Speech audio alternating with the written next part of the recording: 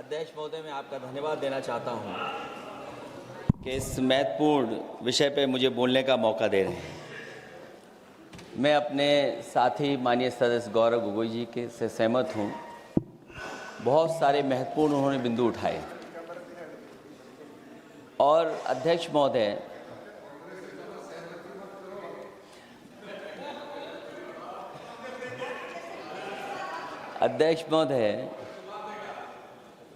मुझसे ज़्यादा मेरे रिश्ते शायद हमारे विपक्ष के लोग ज़्यादा जान रहे हैं और जितना विपक्ष के लोग नज़र रखेंगे मैं समझता हूँ उतना रिश्ते और मजबूत हो जाएंगे। अध्यक्ष महोदय, मैं आंदोलन को बहुत दूर से देख रहा था और उस आंदोलन में जो जीत के बाद नारा लगा, एक नारा लगा अध्यक्ष महोदय, सरकार के खिलाफ नारा लगा कि सरकार को ये अहंकार था कि सरकार झुकती नहीं है, लेकिन उन्हीं नई पीढ़ी के लोगों ने ये वो नारा दिया कि झुकाने वाला चाहिए, सरकार भी झुकती है और सरकारों को झुकाना भी नौजवानों को आता है।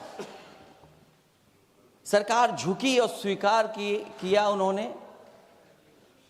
जो करोड़ों नौजवान जो मांग कर रहे थे कि सबसे पहले जो मंत्री जी हैं वो इस्तीफा दें, और बिंदु दूसरे अलग हैं जो हम लोगों को जानकारी में मिल रहा है। अध्यक्ष महोदय, सरकार हर विषय पे स्वीकार किया है, लेकिन पता नहीं अध्यक्ष महोदय ये बात समझ में नहीं आ रही है कि सदन में उन आश्वासनों को क्यों नहीं रख रही है सरकार, जो सहमति बनी है। और उसके बाद अध्यक्ष महोदय, हम लोगों ने देखा कि जब मंत्री जी लौटे हैं, मंत्री नहीं रहे, उसके बाद सदन के बाहर उनका स्वागत किया गया। अध्यक्ष महोदय, जो स्वागत हुआ उसके लिए हमें कोई शिकायत नहीं है, लेकिन माननीय सदस्यों को कितनी बड़ी राहत मिली होगी, कितने बड़े संकट से बचाया उन्होंने। एक प्रधान जी को हटा करके प्रधानमंत्री बचा लिया आपने। और ऐसा अध्यक्ष महोदय आंदोलन किसी ने नहीं देखा, जिस आंदोलन में नई पीढ़ी के लोग, कम उम्र के लोग निकल करके आ गए और जो नारे दिए गए। ये सरकार पिछले कई वर्षों से नकारात्मक प्रचार पर टिकी हुई थी, नकारात्मक राजनीति करती थी और न जाने कितने हजार करोड़ रुपए खर्च किए होंगे सरकार ने नकारात्मक राजनीति के लिए। लेकिन नई पीढ़ी को मैं बधाई देना चाहता हूं, उनके मनोबल को और उनकी एकता को, और जिस तरीके से उन्होंने प्रचार किया, अंततः सरकार को झुकना पड़ गया। भाजपा वचन नहीं देती, जुमला देती है। तो मुझे उम्मीद है कि सभी युवा नौजवानों का जो मांग की है उन्होंने, उन सभी मांगों को सरकार स्वीकार करेगी। और सरकार ये भी स्वीकार कर लिया होगा कि कोई दल मजाक में बना तो कितनी बड़ा दल बन गया। जो कोई चीज मजाक से शुरू हुई वो कितना सीरियस हो गई, और इतना सीरियस हुई कि हमारी सरकार लोकतांत्रिक हो गई कि जो उनको धरने पे बैठने दिया। सरकार लोकतांत्रिक थी कि उन्हें धरने पर बैठने दिया। हमने वो भी समय देखा है कि जहां पर धरने पर नहीं बैठने दिया, वर्षों वर्ष लोग बैठे रहे धरने पर, उनकी सुनी नहीं गई। इसी दिल्ली को घेरा था किसानों ने, और सरकार को लगा कि चुनाव आ गया तो सरकार ने तीनों काले कानून वापस ले लिए। जब सरकार घबरा जाती है, डर जाती है, तो सरकार स्वीकार कर लेती है। इसीलिए वो नारा मुझे अक्सर याद आता है कि झुकाने वाला चाहिए, सरकार भी झुकती है। जो विषय लाया गया है कि prevention of unlawful means act, सरकार को कम से कम ये बताना चाहिए था कि 2024 में जब ये लेकर के आए थे तो आज 2026 में कैसे पेपर लीक हो गया।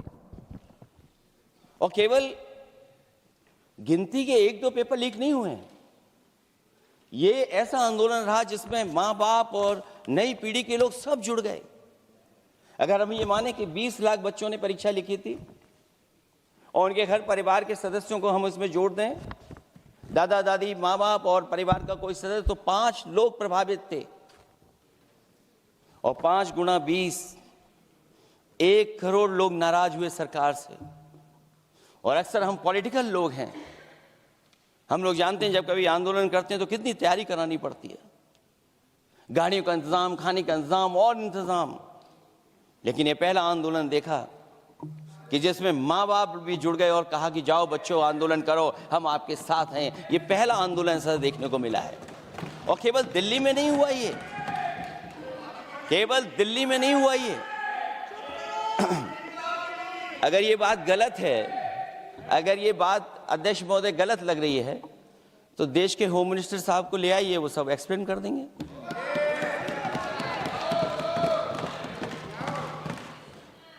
पहला आंदोलन जिसमें माँ बाप ने साथ दिया, क्योंकि परीक्षा से कितना दुखी हैं लोग। ये जो परीक्षाएं लीक हुई हैं, कई महीनों पहले ये किताब बना दी थी। और अध्यक्ष महोदय, जो लोग चढ़ावा चोरी नहीं बचा पाए, वो पेपर लीक कैसे बचा पाएंगे? जो भगवान के दरबार से दान गायब हो गया, दान चला गया, वो लोग पेपर लीक बचाएंगे? किस कानून को, जो कानून पहले बनाया उसी कानून का संशोधन करके लेकर आए? किसकी आंखों में आप धूल झोंक रहे हैं? और अगर कानून से बच रहा होता तो भाजपा की 10 साल की सरकार में 20 परीक्षाएं कैसे लीक हो गई? 20 परीक्षाएं लीक हुई अध्यक्ष महोदय, जिसमें कोर्ट तक जाना पड़ा, उसके बाद परीक्षा रद्द हुई है। दरोगा भर्ती का पेपर लीक हो गया, जूनियर इंजीनियरिंग के भर्ती का पेपर लीक हो गया, ग्राम विकास पंचायत अधिकारी का पर्चा लीक हो गया, नलकूप चालक भर्ती का, यूपी टीईटी का परीक्षा लीक हुआ। और एक बार नहीं हुआ, 3 बार पेपर लीक हुआ यूपी टेट का। हाई स्कूल बोर्ड का परीक्षा लीक कर दिया, इंटरमीडिएट की बोर्ड की परीक्षा लीक हुई, इंटरमीडिएट का फिर परीक्षा का लीक हुआ, कई बार हुई। सिपाही भर्ती लीक हुई। आप सोचिए कितनी परीक्षाएं लीक हुई हैं। और नीट परीक्षा कोई पहली बार लीक नहीं हुई, दोबारा लीक हो गई, कानून बनने के बाद लीक हुई। सहायक प्रोफेसर भर्ती लीक है, लेखपाल भर्ती लीक हुई। यूपी जैसे स्टेट, जो सबसे बड़ा स्टेट है, जहां से प्रधानमंत्री चुन करके आते हो, वहां तक पेपर लीक हो जा रहा है। और जो संस्था परीक्षा एग्जामिनेशन करा रही है, वो एनटीए में भी आउटसोर्स कर दिया आपने।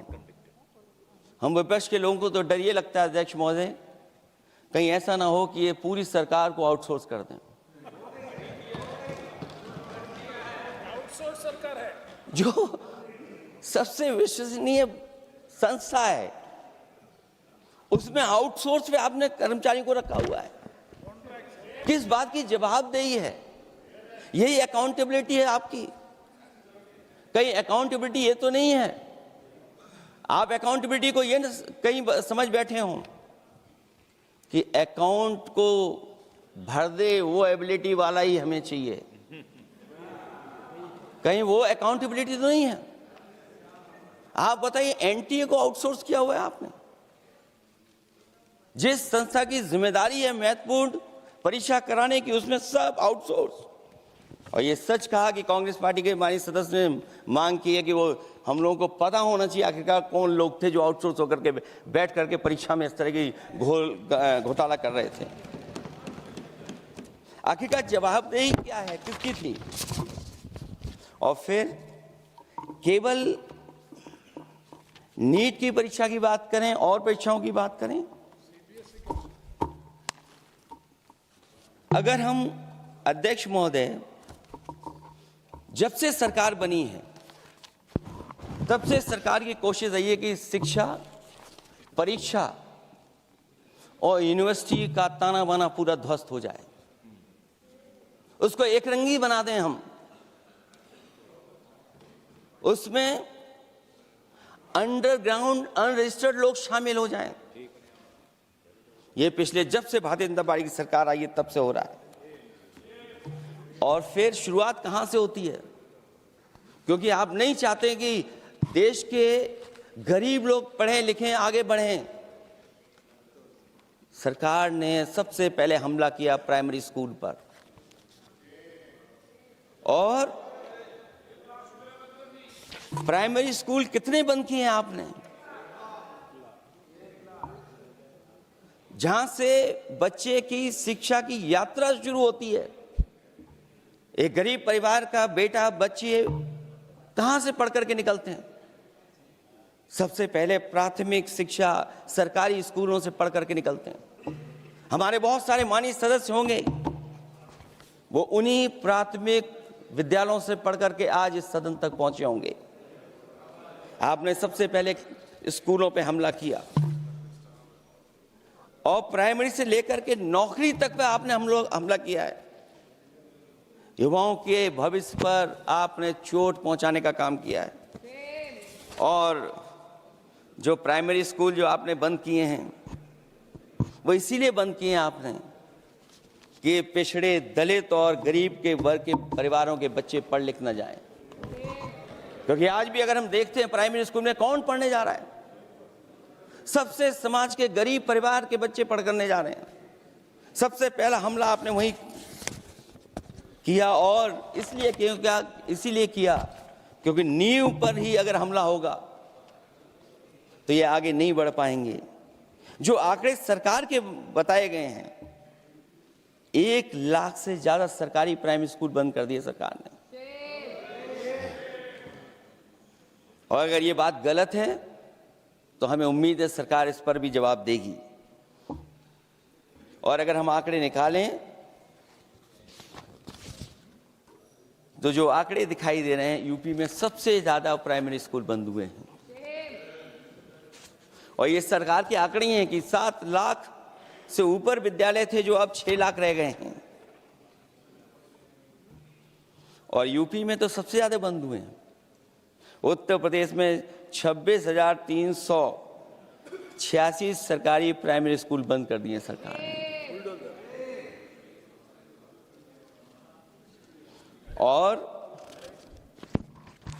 केवल प्राइमरी स्कूल बंद नहीं किए हैं, नौकरी पे भी हमला किया है।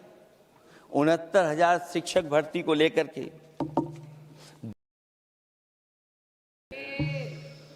और घोटाला इतना बड़ा है कि वो सभी कोर्टों में गए हैं और पिछले कई वर्षों से आंदोलन कर रहे हैं। कोई स्थान नहीं बचा अध्यक्ष महोदय जहां पर वो शिक्षक भर्ती के लोग न गए हों। मंत्रियों के यहाँ गए, आंदोलन किया है, हाई कोर्ट गए, सुप्रीम कोर्ट गए। लेकिन देखिए सरकार भी कमाल की है कि सरकार उनको नौकरी नहीं देना चाहती। और इसलिए नौकरी नहीं देना चाहती है क्योंकि उन्होंने भर्ती गलत की है, और भर्ती में जिन लोगों का अधिकार छीना है वो सबसे ज्यादा पिछड़े और दलित परिवार के बेटे, जिनका अधिकार इस सरकार ने छीना है। और ये अगर बात नहीं ठीक है तो हमें उम्मीद है कि सरकार इसका भी जवाब देगी। माध्यमिक स्कूलों को भी बंद किया जा रहा है, और बड़े पैमाने पे स्कूल बंद हुए हैं। और जो बोर्ड की परीक्षाएं लीक हुई हैं, पूरे देश में बड़े पैमाने पर बोर्ड परीक्षाओं के पेपर लीक किए गए हैं। अध्यक्ष महोदय, हम जानना चाहते हैं कि आखिरकार 10वीं और 12वीं के पेपर लीक क्यों हो रहे हैं? 10वीं और 12वीं के पेपर लीक क्यों हो रहे हैं? इसके लिए अगर कोई सरकार के पास जवाब हो तो बताएं।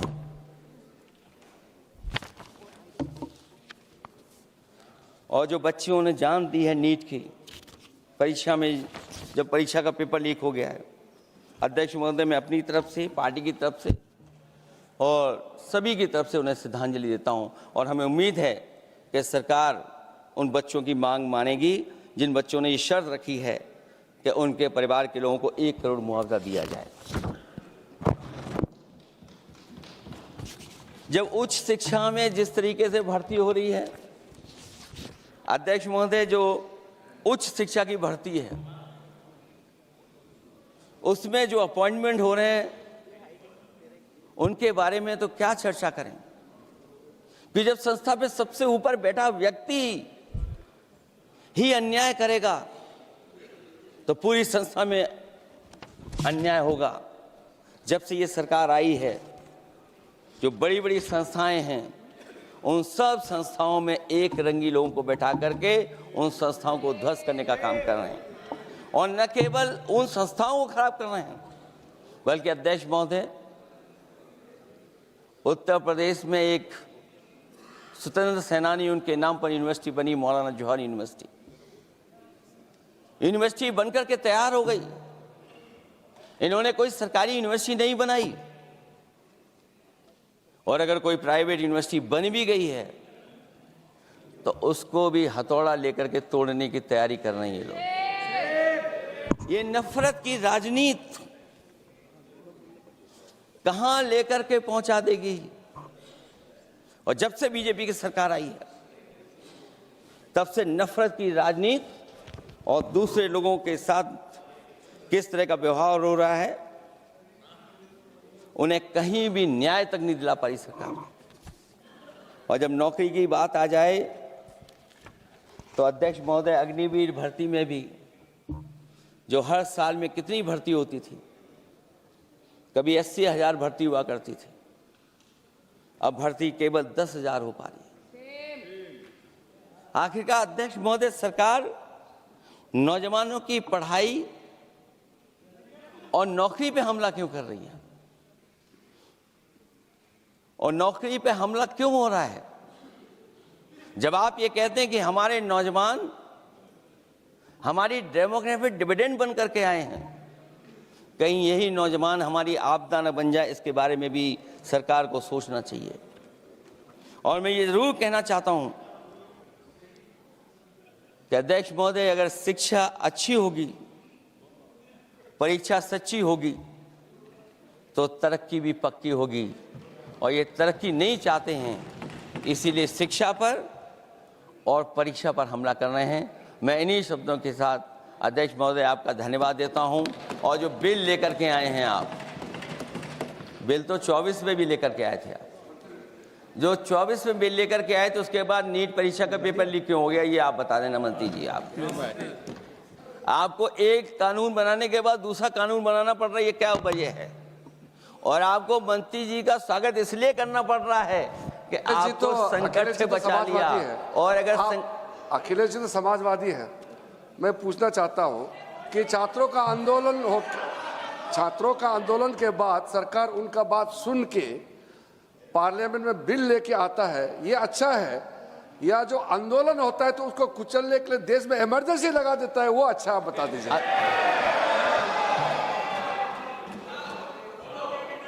अध्यक्ष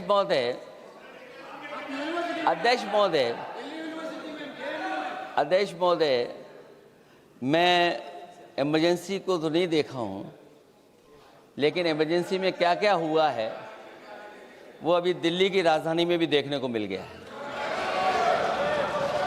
आंसू के गैस के गोले और लकड़ी में लगा हुआ कुछ कील का और कांटे की चीजें, उस समय करंट नहीं लगाया जाता था, इस बार करंट लगाया गया। तो ये इमरजेंसी के बराबर ही हुआ है हमला, कम नहीं है। इमरजेंसी से कम अन्याय नहीं कर रहे हैं आप लोग। और याद करिए अध्यक्ष महोदय, अगर इमरजेंसी इन्हें याद आ गई है, अगर इमरजेंसी अध्यक्ष महोदय इन्हें याद आ गई है, तो इमरजेंसी के बाद भी परिवर्तन हुआ था, और हमें भरोसा है कि इसके बाद भी परिवर्तन होगा। और अध्यक्ष महोदय, मैं आखिरी में कहना चाहता हूं, कानून से नहीं, नियत साफ होगी तब नीट का परीक्षा साफ होगी। सवाल कानून का नहीं है, आपकी नियत साफ नहीं है। और जिस समय आपकी नियत साफ होगी तो परीक्षा भी साफ हो जाएगी। और हमारे साथी जो कुछ और बातें उठा रहे हैं, आज मौका नहीं है, लेकिन आपको भगवान भी माफ नहीं करेंगे, क्योंकि आप चढ़ावा चोरी में शामिल हुए हैं। और चढ़ावा ही नहीं, जो गुप्त दान था वो भी चोरी हुआ है, गुप्त दान। छोड़ो। और ये पाप की श्रेणी में नहीं आता है, महापाप बिल की पे श्रेणी में आता है। Akhilesh ji bill pay. और अध्यक्ष महोदय, आखिरी में मैं इतना ही कहना चाहता हूं, शिक्षा की रक्षा के लिए जो आंदोलन हुआ है वो हमेशा आंदोलन जीतेंगे। बहुत बहुत धन्यवाद, बहुत बहुत आभार प्रकट करता हूं आपका। श्री अभिषेक बनर्जी।